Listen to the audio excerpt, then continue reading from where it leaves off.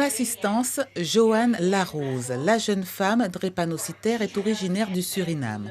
Enceinte, elle nécessite un suivi appuyé, un dispositif dont elle bénéficie en Guyane, mais dont elle regrette l'absence au Suriname. La recherche doit se poursuivre au Suriname, tant sur les patients que sur la maladie. Il y a beaucoup à faire pour les patients, pour les équipements et les études. Et en ce moment, l'économie va mal. Et je suis venue en Guyane française, où c'est beaucoup mieux. Ils font de nombreux tests.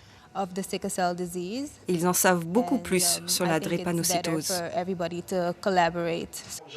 Et c'est tout l'enjeu de la deuxième édition de ce colloque sur la drépanocytose dans le plateau des Guyanes. Comment coopérer pour une meilleure prise en charge d'une population sans cesse en déplacement? Comment faire pour que ni la langue ni les frontières n'altèrent la qualité de cette prise en charge?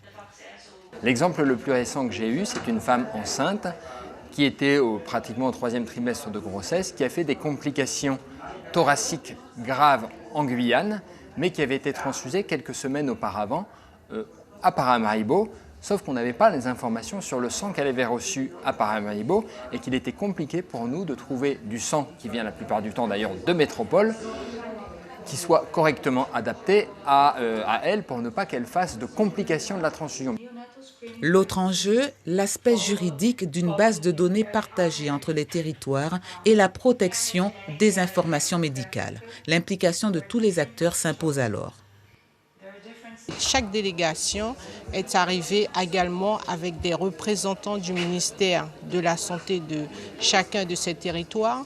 Et nous aussi, au niveau de la Guyane, il y a eu la présence des institutions publiques comme la CTG, comme l'ARS, comme la préfecture de Guyane. Donc c'est vraiment, aujourd'hui, c'est déjà une première action.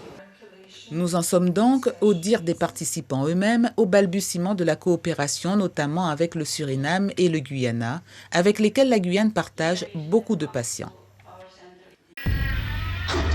Suivez l'info sur Guyana Première, télé, radio et Internet.